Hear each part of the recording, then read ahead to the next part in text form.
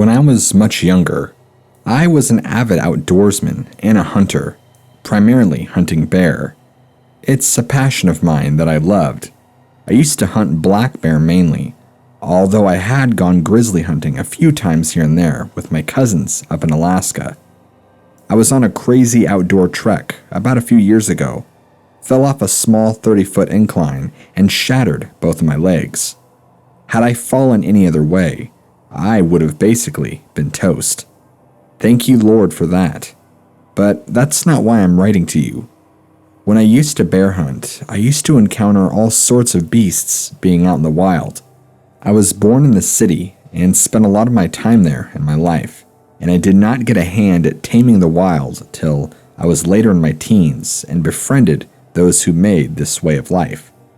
They taught me a lot in a very short amount of time, and I do owe a lot to them. Not only have I encountered dogmen on multiple occasions, but also Bigfoots as well. Both are beasts in their own right, and you want to respect and be very careful of.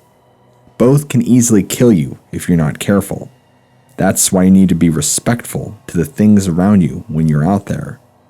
I mean, I have had instances where I was out tracking this big black bear one time, and I came across these bigger, larger-than-life canine tracks in the soft dirt. This was after I had seen one already, so I didn't take long to figure out what these tracks belonged to. The stride on these tracks, though, had to have been 5 feet easily. Massive prints, bigger than the size of my hand. They went on for maybe 40 yards and disappeared into the thick forest. The most haunting detail that gets me every time is that the prints looked bipedal and not quadrupedal. I knew what it belonged to, but I didn't want to acknowledge these things. I've since come to terms with them, and them living around where I hunted later on. But at that time, it was a tough pill to swallow. Even more so than Bigfoot. At least Bigfoot, there's some sort of introduction to its existence, with the powder film, and just basic general knowledge of Bigfoot in modern-day pop culture. I had never heard of a dogman at the time, the first one that I saw one. That's why I had a much harder time dealing with it. My first encounter with these things was 2 years after that previous story. I was hunting black bears again, and I had caught the tracks of this one black bear. These tracks led me a little further in the direction of these mountains. I wasn't totally familiar with them, but I didn't think too much of it. After a little ways in, I had these 2 large, werewolf-looking creatures stalking me from further back up in the trees. Scared the hell out of me. I wasn't going to keep following those bear tracks anymore. I got out of there, and quick. I had no idea what kind of animals I was dealing with, and I wasn't about to be ignorant at the time. You have to understand that these things were huge. At first, they looked like 2 wild dogs, the size of horses, darting back and forth between the trees. Then, I saw both of them stand up on 2 legs. Turned me whiter than a ghost. I would continue to run into these same 2 dogmen in the years to come. That's for another day, though. The next encounter was about 5 months later, when I was out hiking in that part of the woods again, and felt the same feelings as last time, but much more intense. I checked my surroundings, and the scariest thing was that I remembered and recognized the feeling. I just couldn't see them anywhere. That told me that they were already almost up on me, or about to be. I got out of there, not waiting around to find out. I had completely forgotten all about last time until I felt that despicable feeling once again. The memories came flooding right back at the time. That's how I knew. I had a couple of encounters with Bigfoot too, in the very same area, but I never saw any of them at the same time.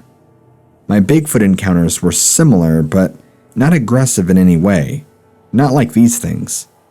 I believe that Bigfoot are much more docile, curious creatures. Not the dogmen, though. I believe they are all full of ill intent, and their auras are so much darker. I believe they were trying to drive me out of their den or territory, whatever it was that I must have come into. It was always that same general area in the mountains every time I would encounter them. I had ventured off into that same area of the mountains more often than not afterwards, and not always had those ominous experiences. I was always equipped with at least a machete and a Glock 45 going back there, just in case anything happened. There's a big river if you travel back far enough. It's quite the scene, but I stopped going back in there after a while. Another time was going back in the mountain range, and I'm pretty sure I ended up sneaking up on one of those things. Came across a large clearing with a large boulder about the size of a small house off of about 200 yards away. Crouching on the top, clear as day, was one of those dog creatures I had seen previous. It was clear daytime, and it was no mistaking what it was by its shape. It was not a bear. It was clearly canine by the head and upper body. I could see that it was fixated heavily on something moving off in the trees that I couldn't see. It wasn't moving much either, so I sat there and watched it for moments before moving on in the opposite direction.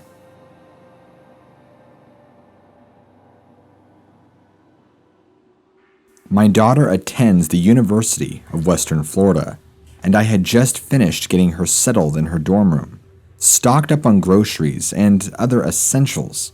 I left in the late morning and headed back home, which is east of Pensacola, some 3+ hours.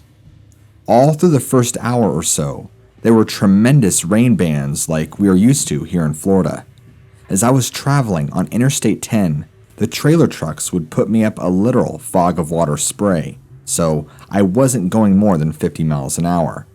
As I got out of the last rain band, the sky got brighter and brighter to the point where I could get back up to 70 miles an hour.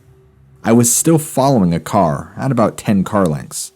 I checked the rear view and no traffic behind, and I remember looking around the car ahead and nothing for some distance.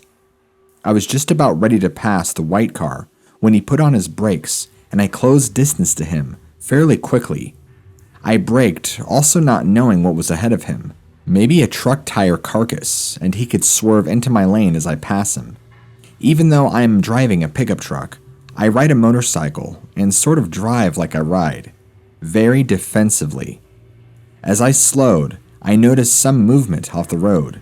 We were both in the right lane. On the other side of the guardrail, something caught my eye. We had just come over either a swampy area or a small creek, so there was a guardrail over that area. Still, there was a gully between the guardrail and the tree line, maybe 20 feet deep. Almost instantly, I thought bear, but wrong color. Our bear here are jet black, and if they stand, you have the rare chance to see that. They aren't very tall. And the next thought, I thought it was a man in a ghillie suit, but wrong again. This was not material, it was hair. Matted down, wet hair. And the height, maybe 8 feet. It was huge. So, as I saw it, by this time, I was almost stopped. The car had directly abeam of the creature and stopped, or very slow. What I saw was a living creature. Everything articulated perfectly. Head, arms, and legs. I had a profile to back view of it, saw its muscles in the upper back. The color wasn't exactly uniform, but varied between shades of chocolate brown. The head looked rounded. I couldn't see ears or a neck, but it definitely had a head, and looked down before stepping into the gully. At that time, I saw arms that moved, but really saw the separate legs, and saw what was matted hair stuck together from the leg. It stepped down, rounded the gully, and out the other side to go into the tree line. Its motion was very smooth, almost like it was gliding. So even if a man could don a suit and act like an 8-foot-tall living creature, how did he manage to walk down a steep embankment that was grassy and wet? Any human would be on his ass or tumble dangerously down that embankment. Anyway, I hurriedly called the wife, who laughed at me for a minute or two, but then realized I was serious. She said, "Get the license plate of the car," which I didn't, and "Where are you?" I was surprised that I hadn't done that at all. Frankly, I think I was just dazed. Well, I know there was somebody else that saw this thing, but that is about all.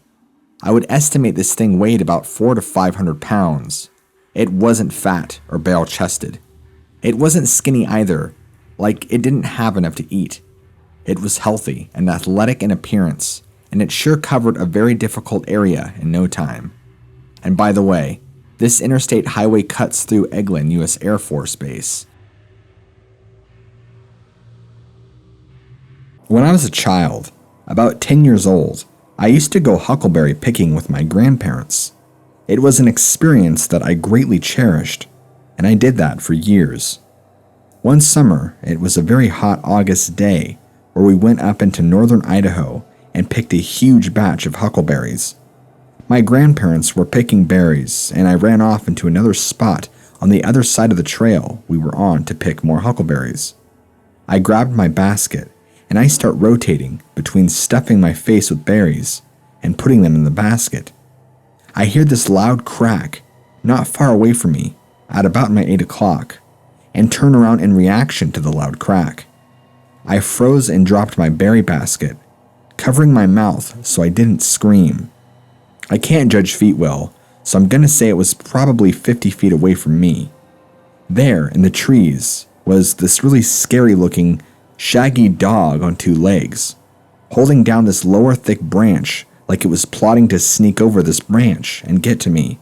When I turned to see it, it had an expression on its face like, "Oh shit, I've been caught," kind of look.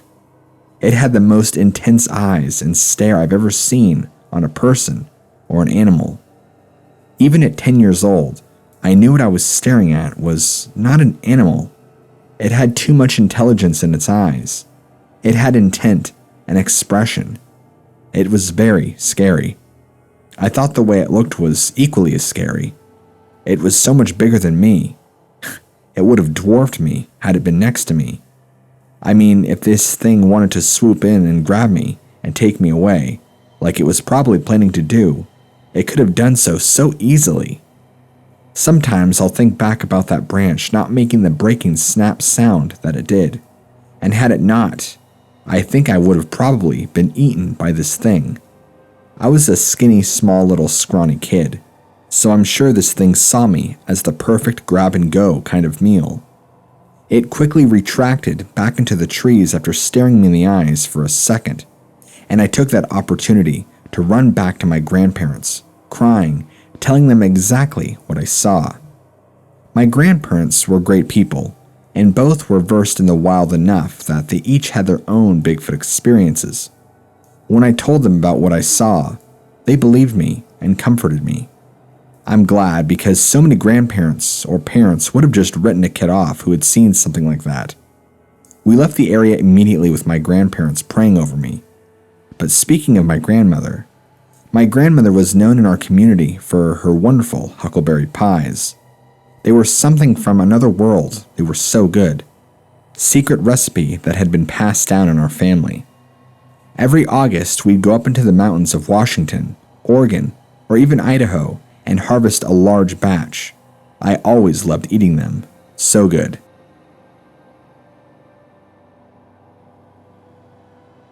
I am submitting this true report for my cousin, who I am very close to and keep in touch with regularly, that lives outside of Gainesville, Florida. She has told me this amazing story several times before, and she is a very trustworthy person. I strongly felt that this amazing encounter of hers should be reported, and she agreed. As she told me, it was a very clear morning. My cousin was driving her and her younger son to town on a narrow stretch of road near Gainesville, Florida, early one morning around 7 a.m. She may have been taking her son to school, but I can't remember. The narrow road she was on had swamps on both sides of it and looked rather messy. As she was driving along, all of a sudden, a hairy upright creature walked right up out of the swamp on one of the sides of the road and continued walking out in front of her car. And then, it just stopped. She immediately stopped the car just a few feet away from this thing, not wanting to hit it, and just stared in shock at what she and her son were seeing. The man-like creature had stopped in the middle of the road and was turned around, looking directly at them. And they got a very good look at the whole body of the creature. The creature walked upright, like a human, with a gait, and looked like a caveman, is the way she put it to me. The creature had hair all over its body, except for around the eyes, nose, and mouth of its face. The most astonishing feature that she noticed was that the creature was wearing some kind of animal skin for protection or something. She was in shock. This creature had to be intelligent to create and wear its own handmade animal skin. The creature showed no aggressive behavior, and after a couple of minutes or so, just casually walked back into the swamp on the other side of the road. The thing looked half human, half ape. The creature was about 8 feet tall as well. When she got home, she told her husband what had happened, and at first he did not believe her. About 28 years ago, I knew an Apache woman who attended the same congregation I did, who told me about a pack of werewolves that she saw when she was a little girl on a Native American reservation in Arizona. She was a really nice person, a devout follower of Jesus, very honest, so her story was very credible to me. Here is what happened. One day, she went with her father to go visit another town on the res that was a few hours away. She said that because they had left late in the day, he decided they would stay in town for the night, since it was getting dark and he didn't want to drive at night. So, he made a warm, comfortable bed for her in the bed of their pickup truck with some blankets they had in the truck. She said at some point, early in the morning, around 3 a.m., she woke up to hear shuffling, grunting, and growling near the truck. She said from where she was, under all the blankets, she could see them. A group of werewolves that were between 7 and 8 feet tall, covered with hair. She said they looked like the werewolf from the movie The Howling. Growing up on the res, she had heard the stories of Native American shamans who could shapeshift into these hideous creatures by opening themselves up to evil spirits. But now, in shock and terror, she was looking at them. She said she doesn't know if they were unaware that she was in the bed of the truck, or if they knew, but ignored her, but since she didn't move a muscle until they were gone.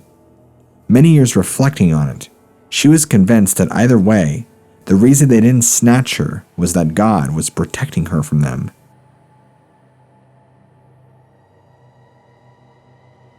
I was a boy of about 12 years of age, camping on my parents' land. We had a house atop a hill that sloped down an acre or two, leading to Bear Creek, which is where our property ended. The land on both of the banks of Creek was thickly wooded, and our land was not cleared all the way to the water. 3 of my friends and I had built a fire and unrolled our sleeping bags about 100 or so yards away from the house in the direction of the creek. One of the younger boys was not permitted to stay all night, and as he left to go home, 2 of us were shining our flashlights at him, teasing him about a boogeyman getting him. He was probably about 20 yards or less away from our little campsite, walking through the tall 3 feet grass. In the dim light of the flashlights at the distance, I saw a few yards behind him and walking in the opposite direction, a form that looked like a large biped. My best estimate would make it 6.5 feet or taller. What I saw from halfway between the elbow and shoulder to about halfway between the knee and ankle, so my height estimate is quite rough. It took about 3 strides before it went from one side of the light to the other. The strides were long and smooth, and not at all jerky, and it looked like the knees remained bent, as if it was not standing straight upright, but slouching somewhat, and the arms, they swung low. Under the poor lighting conditions, I could not tell what color it was. It looked gray in the shadowy lighting, and it looked furry or hairy. Had I thought of it, I would have tried to follow the form with my flashlight, but the first thing I did was look at the boy sitting on the ground next to me, who was also holding a flashlight, and he was already looking at me, very wide-eyed. He'd asked, "Did you see that?" And I stood up and called for the departing boy to come back. He returned, and when we had told him what we had seen, neither he nor the other boy there believed us. He went home, and the 2 of us who had seen it, not venturing far from the fire, looked around with our flashlights, but we didn't see anything unusual. Neither of us would admit we were afraid, so we stayed all night, but didn't sleep much. The next day I looked for footprints or disturbed soil or grass. and found nothing. My fiancé had an accident at work last summer where he received burns on his hand, and I had to take him into the burn center in Gainesville at Shands. I was driving home with him in the car, and he was asleep from the painkillers he was on due to his burns. I had my high beams on and was going roughly 45 miles an hour down SR 16 eastbound near Stark Camp Blanding. A creature ran across the road on all fours or heavily crouched over. It did not have a tail, and in the high beams it looked bluish gray. Its rear end was pushed up high from the ground, about 4 feet or so, but when it got to the other side of the road, it just stood up and ran on 2 legs. I noticed its face was very flat, with no snout or jawline, but with hair all around it. It happened very fast, but I'm sure it wasn't a bear, because I could not see a visible snout, and I'm sure it was not a panther, because there was not a tail. Once it stood up, it looked to be about 6 feet tall. Once it crossed the road, it kept on running into the woods and never slowed down. While it was running on the asphalt, it looked like a lemur, running on all fours. Once it hit the grass, it stood up and continued running bipedally without skipping a beat and made maybe 3 steps until it was in the woods. I turned to my fiancé and asked, "Did you see that?"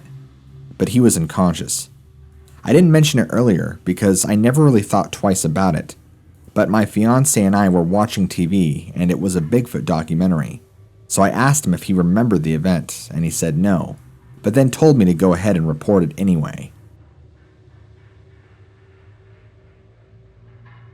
I wanted to write to you because what I believe is that I had an encounter with a werewolf.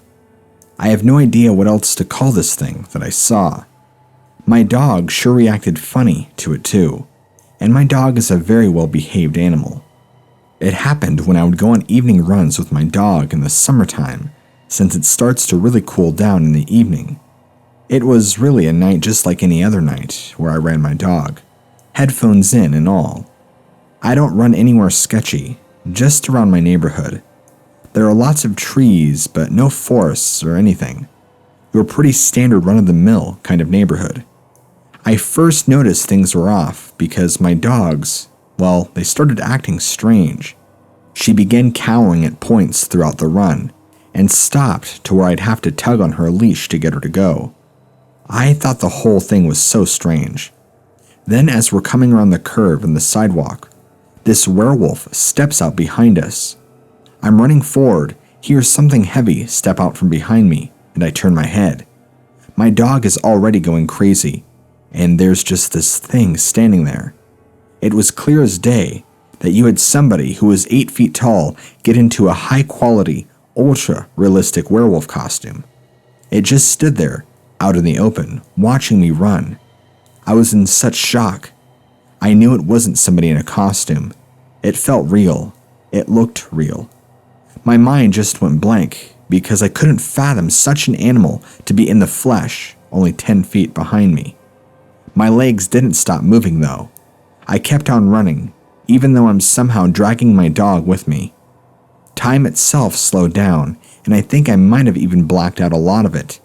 It's like I got PTSD from it or something. I must have kept running, but my head turned, keeping a close eye on this thing. A mix between, what the fuck is that? And oh my god, is this even real? It never moved. It never tried to reach out and grab me or even touch me. It easily could have. It was within arm's reach of me, and it just stopped, and I ran until it was out of sight. I cut the run short, got home, and went on full house lockdown for 3 days after that. My dog wouldn't stop shaking and acting strange. And the next weeks, after I had horrible nightmares about this thing being outside my house and coming in to get me. I kept it at bay for only so long, but it didn't fully stop. It was all just really creepy. I didn't run for almost a month after the initial encounter. When I started again, I never ran the same route I did on that one evening where I ran into the creature.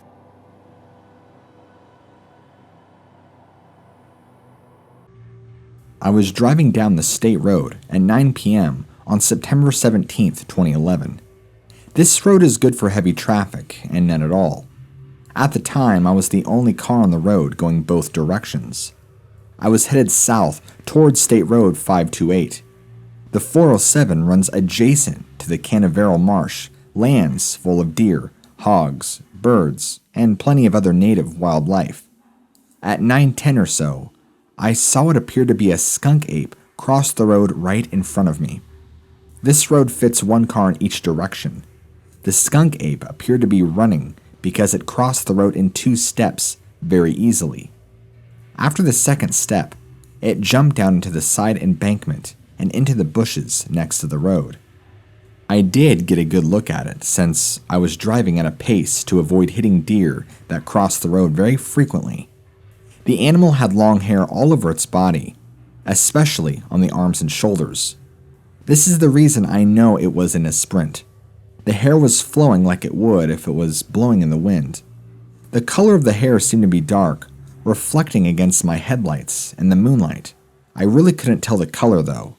It had a cone-shaped head, very long arms, and when it jumped down into the embankment, the arms went up in the air as to help keep its balance or not hit anything.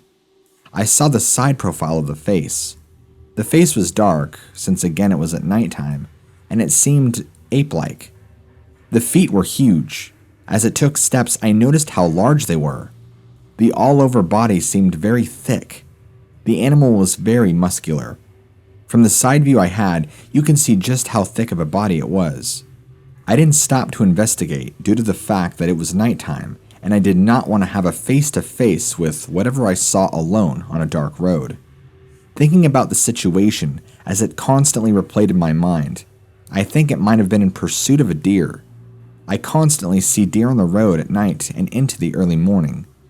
This was my first time seeing a skunk ape, but I have heard they were sighted sometimes in the area further south on State Road 520. I feel with the rise in deer population, it might have moved into the area.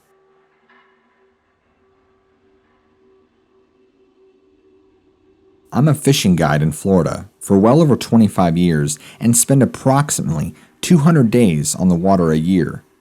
On a charter last month, I had a Delta pilot and a lawyer on my boat. As we pulled into a remote area on the Merritt Island National Wildlife Refuge, I noticed something bent over and walking up a sandbank approximately 100 yards from us. It was just after a good daylight. I thought bear? Hog? As it walked closer, one of my clients noticed it and said, "What is that?" I was speechless. It walked to and within 40 yards, stood up and faced us for about 15 seconds. It took 3 steps, turned sideways and looked at us over its shoulder for another 10, and then walked into the mangroves.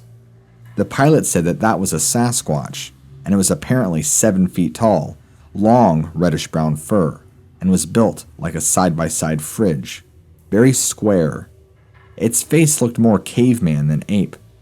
The wind was in our face, and we were silent in my flat skiff. I think that is why he didn't know we were there, as he was hunting the sand beach for food.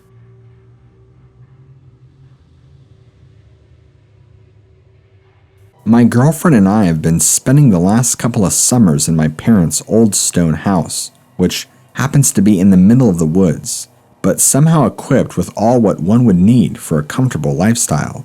To give a little bit of an overview of what it's like on the inside, there is a front entrance leading up to a large living area, equipped with a bar and many other means of luxury, such as a cinema screen and a massive freezer for snacks and such. Then to the right, there are stairs leading to the main bedrooms, and to the left, there is a massive sliding glass door leading to the backyard and out into some more woods. With the slight inconvenience of the electricity generator slacking off every once in a while, timing at about 6 to 7 hours in between every crash, and when it does, we'd have to go outside and no matter the time of day to turn it back on, as everything in the house relies on electricity to run. One cold summer night, my girlfriend and I were about to fall asleep watching some random show on the TV when the power cut suddenly. Now, one thing I should mention is that right before we'd gotten ready to sleep, we got out just to turn it off and back on, so we don't have to do it in the middle of the night. Frustrated and having no choice but to get up and seek a fix for it, my girlfriend and I walked outside, embraced by the cold dark night, and out to the back of the house where the generator had been. However, from the moment I'd stood facing the sliding glass door and looked out the woods, my heart sank into the floor with an eerie feeling. Somehow, I felt like I was a little bunny, obliviously walking into a poorly prepared trap, but I'd mustered the courage to go outside and be embraced by the dark night. Right as we reached the generator, I'd realized I had forgotten the flashlight while trying to unlock the door, to which my girlfriend suggested I run and fetch it while she waits, which I agreed to, my body craving sleep and the comfort of the house. I ran back on the familiar path, a feeling of dread growing in the pit of my stomach as I neared the house, and right as I faced the massive glass door, I realized why. There was someone, or something, standing right in the center of the living area. It had the features of a stray dog, eyes beaming with red, and foam, what seemed to be leaking from its mouth, as it growled aggressively at me. But it was the farthest thing from being a dog. It was standing on 2 legs, and twice the size of a fairly intimidating man. I froze, my body and exhausted mind teaming up to nail me to the ground as this creature got near me in a zombie-like walk, trying to balance on its own 2 feet. I felt the hairs on my neck rise as it walked closer to me, sniffing the air around me like a starving dog, hungrily waiting for their next meal. The fear rising until it clicked in my head, and something just told me to make a run for it. I ran as fast as I could to get to my girlfriend's, and out of breath, I tried to explain to her why I was so desperate to distance us from the house before I saw the colors be drained from her face as she stared out into the void behind me. She snatched my arm, and we just ran into the woods, hearing as this creature neared us, feeling as if its paws were seconds from collapsing with my feet. I don't know what I feared most, looking behind and having it devour my face, or freezing out of fear as I did earlier.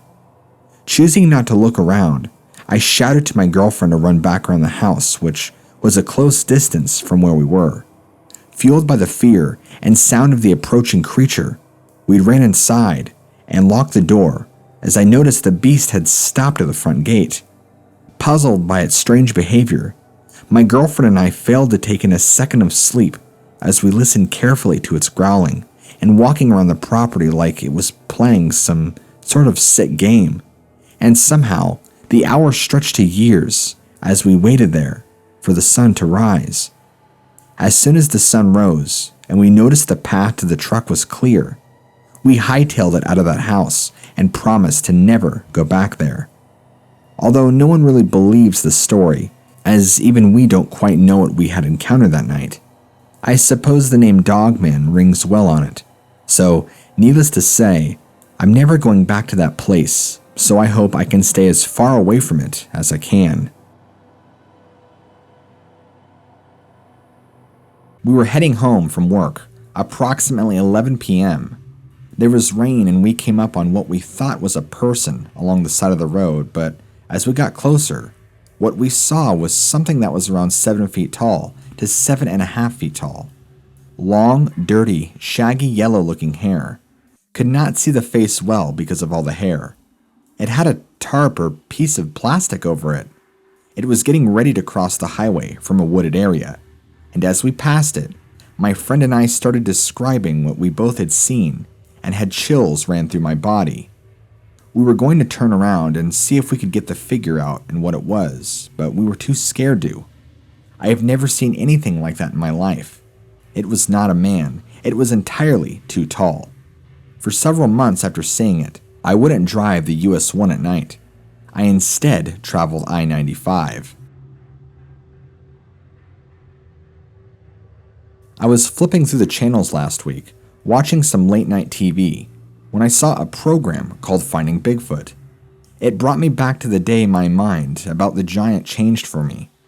I only told my mom what I saw. It really changed my life about the unknown. I was running my airboat on the upper St. Johns River doing what I like to do best, frog jigging on a Friday night. It wasn't the first time I was out on the river at night. I used to run the north and south parts of the river all the time. I still do, just at night, and I make sure I have a running buddy with me. Anyway, I was coming back up on the Oaks. The Oaks are located right next to Duda's property, just a wee south of Lake Winder. I figured I would pull up in the Oakhead and drink a few cups of joe before I started to gig. Out of the corner of my eye, I saw something bolt into the cabbage palms. I figured it to be a hog. I really did not know what it was, and the last thing on my mind was what it could have been.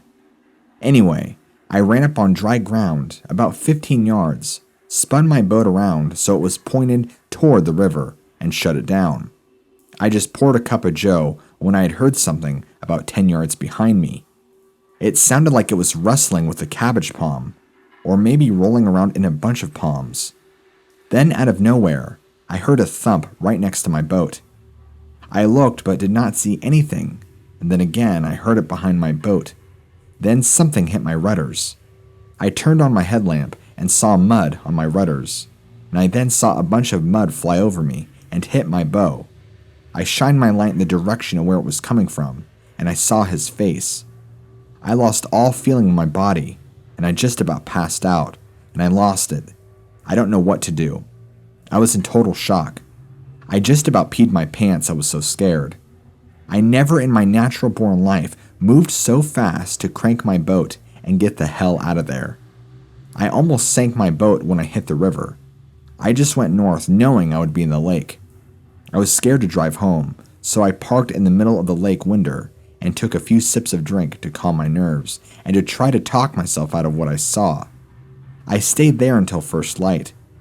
When I got home, I went and seen my mom and had to tell her what I saw. I told her the story because it scared me so.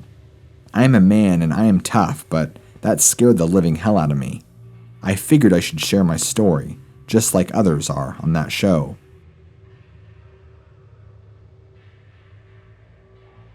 Hello, my name is Richard, and I'm a cryptid researcher. I've been doing this for the past 12 years now, and I'm trying to branch out in the community and share more of my experiences and stories from many eyewitnesses I've interviewed and talked to. I'm always out digging and trying to gather and collect more information. I have a ton of Dogman stories to share with you from eyewitnesses that I've spoken to over the years. I haven't really shared much of these because I truly felt that I just hadn't found the right YouTuber or person to release them through quite yet. I think you'll do better with some of these stories than others will. One of the more recent stories I wanted to share with you was when I interviewed this older gentleman who had lived and resided in West Virginia all of his life. He was a native, but I can't remember the tribe that he belonged to. He told me a story of how one of these dog beasts of the swamp came and took his brother when they were both very young. This older gentleman was in his 70s, and his brother was only 3 years younger than him. He was 12 at the time, and his younger brother was 9. He was out playing in the woods when the beast, as this older man describes, came out of the woods and grabbed onto his brother and carried him away deeper into the forest. This man immediately told his family, and the family told the elders about the boy being grabbed. They sent some of their own men of the tribe to go into the deep part of the woods to track down his brother, but they never found any trace of him. They gave up hope after a few days, knowing that he was probably gone for good. He never did come back, and that's something that has changed him forever, even as a younger boy. From my own research, I haven't came across anything along the lines of anyone being captured or kidnapped or taken by these things. But who's to say that can't be a thing? This older man showed me some of the relics and totems their tribe used to ward these beings and other foul spirits away. He recited me some prayers that he grew up praying with to keep his tribe and family safe. He did not have much to say about other matters, like what this beast looked like exactly when it happened. I could tell it was still hard for him to talk about, so I didn't press the issue too much. The one takeaway I got from this gentleman was that his tribe had numerous run-ins with these beasts, stealing supplies and children from their villages. His brother was not the first or only young child to be taken by these same creatures. I've noticed other similar patterns in behavior by the Sasquatch in Northern California. The local tribes of the land refer to a Sasquatch as mountain devils, and they would come into these villages during the night and kidnap children and women. So to hear almost the same thing is happening on the opposite end of the coast by a completely different cryptid is simply fascinating. It tells us these creatures truly do act in a similar way, and maybe they are tied together in one way or another. As you'll know, Bigfoot and Dogman don't like each other for some reason. There always seems to be situations where Bigfoot will come into an area that Dogmen aren't, and as soon as Dogmen arrive in the area, the Bigfoot will be gone. There are a few tales passed down if you get a chance to talk to the right tribesmen about these beings fighting. There was a scarce amount of written record of this happening for certain villages. I believe these beings fought over territory. That's my conclusion, at least. The fellow in which I've been speaking about told me it's because they were fighting over food supply between children, deer, and all other wildlife out in the swamp and surrounding lands. It all provided ample food and cover for these cryptids. This being, or these beings, were known about long before his brother was ever taken, and even he knew about it, but had never actually seen one in the flesh. He knew many people in his tribe, and still do, that have had multiple run-ins with these things. Mostly in the swamp, that's where they like to hunt and live, he had told me.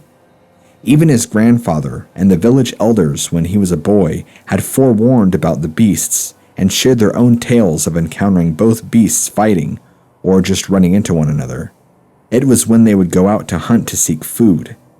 Sometimes the dogmen would learn the behaviors of the villagers when they had soldiers patrolling to know when to sneak in and not be seen. These are very intelligent beings, and even he agreed with me on that. They are not to be underestimated. That's why when you're outside of the village getting supplies, wood, water, or anything and you're by yourself, you need to be aware of where you are and where you were going. There were just certain spots you wouldn't go to or visit because you could feel their presence around you, and you knew you didn't have long, or else you would be taken too. There were many of these areas, but mostly a mile or more out into the swamp. They had lost several of their own village people from those who had wandered too far out in the name of exploration or supplies, and never returned. These things thrive in the swamps from what I've gathered, which to me is surprising because there are so many dogman encounters that happen in places that aren't necessarily swampy or are far more desert-like. I guess dogmen can really be found anywhere, from dense lush forests to suburban areas, as we've all seen and heard encounters there, even swamps. This email could go on forever, so I'll stop and just share this one story with you for now. I'll be sending you many more for you and your audience to enjoy. Thanks. Myself and my brother both had separate encounters with it in the spring and fall of 1994, respectively. I first encountered something in the spring of 1994 when camping with a group of friends in the woods, bordered by Lyons Road to the west, the Florida Turnpike to the east, Sample Road to the south, and Winston Park Development to the north. I left the camp alone at about 1 a.m., heading east towards the turnpike on a trail. I began to hear what seemed to be footsteps in the wood, maybe 10 yards to my right. I'd also like to say that I smelt a musty odor, but I could be inserting that into the report. It's been a while since I had the encounter, and my recollection isn't as clear as I wish it were. Regardless, I continued to walk, and the footsteps were remaining parallel with mine. It became clear that whatever was to my right was walking on 2 feet from the stepping pattern. I started to get a little frightened because the area where the footsteps were coming from was a thicket of Brazilian peppers, difficult to walk through during the day and nearly impossible to manage in the night. I heard it move closer, and I turned around and walked briskly back to the camp. I woke my friends and we went back to find it, although it was gone at the time. I remember leaving with the impression that I had encountered a Sasquatch, which must be because of the musty scent, although I wrote it off as a figment of my imagination, that it must have been a farmer or vagrant in the woods. I proceeded to forget about the incident and never mentioned it again. About 6 months later, my brother was in the same woods, maybe a half-mile from where I had my encounter, walking at night with a friend. He turned a corner from one trail to another, and Bigfoot was standing at the intersection of the two trails. He said that it had reached out for him, and he and his friend had ran off. He told me about the experience, and I then related mine. We had a running joke for a while that there was a monster in our backyard. I'd like to be able to have my brother provide his, since he had a sighting and is better and more credible than I am, but he passed away at the end of 1995. I believe I might be able to find the friend, however. Regardless, I wanted to report the incident for a few reasons. First, it's very unusual to encounter a creature like this in the area. That area is surrounded on all sides by a significant amount of development. While there remained a good deal of open land, including a tomato farm, a tree farm, Tradewinds Park, and some undeveloped land, it didn't strike me as being an area where one would have to thought to find a creature like this. There doesn't seem to be too terribly far for this thing to go without it being spotted. Further, given the amount of development that has gone into the area since, its range is becoming severely limited. Still, the 1975 Broward report happened about a mile or two west of where my brother and I saw it, so it must have found a way to adapt.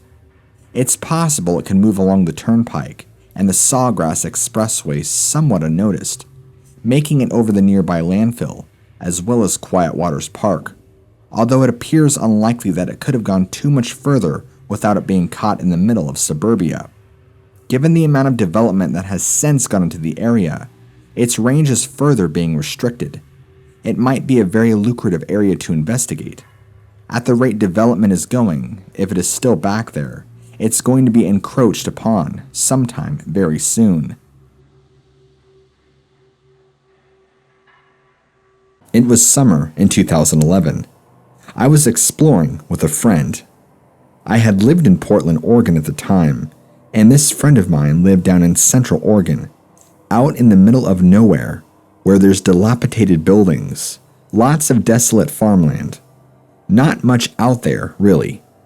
Took a trip out to his place and got bored pretty quickly.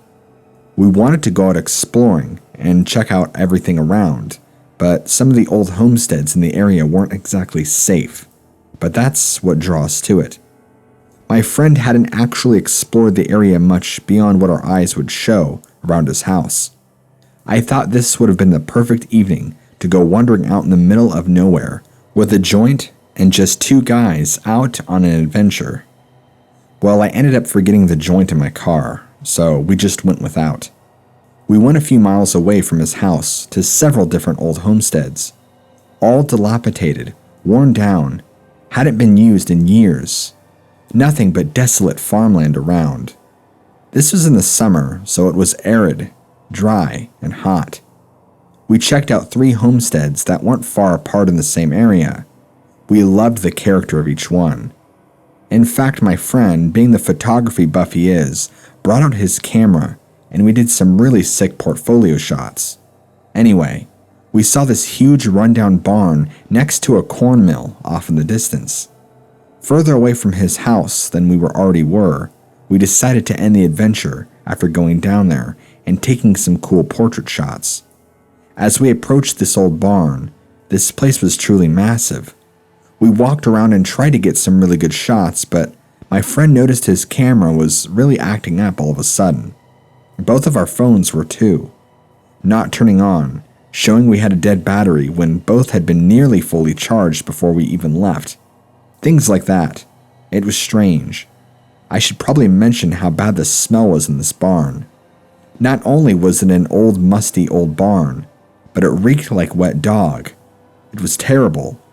I think after hanging around for maybe 20 minutes, my friend mentioned to me we should cut things short and head back. I don't think he was feeling well. He told me he started feeling really run down all of a sudden and just didn't feel good. My stomach felt knotted up and my hairs were standing on end, but I wasn't quite sure why. We left and walked out 2 hours back to his house. Even halfway back to his house, he was telling me he wasn't feeling ill anymore, and we talked about it much more when we got back.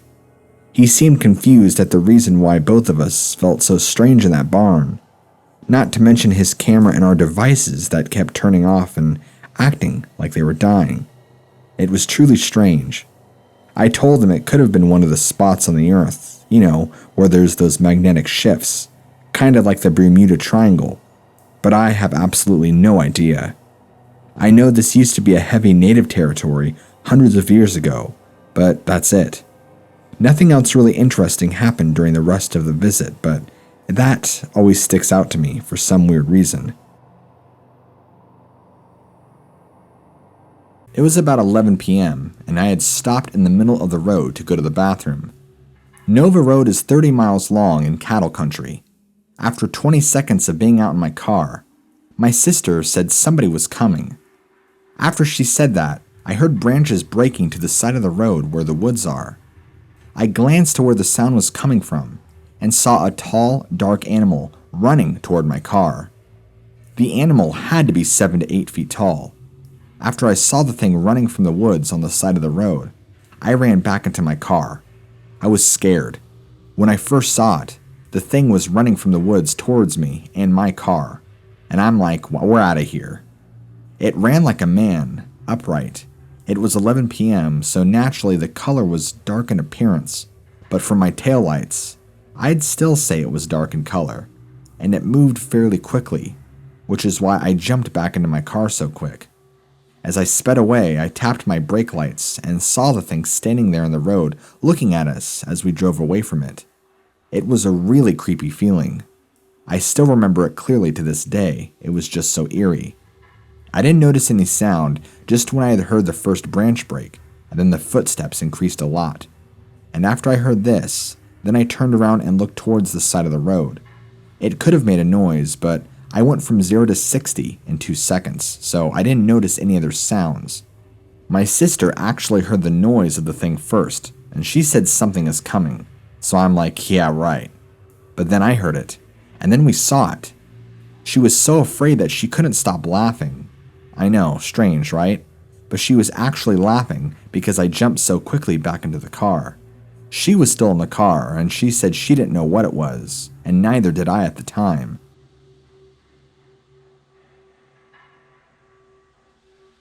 Back in 1985 to 86, my family had relocated to Coral Springs from Miami before the Sawgrass Expressway was built. We lived so close to the Glades, my friend and I used to ride our skateboards to the levee and watch the Everglades burn. At the time, some firebug had set quite a blaze. On some mornings, we'd wake to cars and yards covered in ash. Needless to say, a lot of wildlife began to migrate closer to our neighborhood. For example, deer, alligators, whatever. One night we pitched a tent in my friend's backyard, approximately 50 yards from a canal that separated us from an apartment complex, and across from that was the beginning of the Everglades. The fires had been raging for weeks, and people in the area were reporting missing pets, some of which were inside 6-foot privacy fences. We used to run between the houses to cut through to go home. This night in particular, before we called it quits, we played a bit of hide and seek.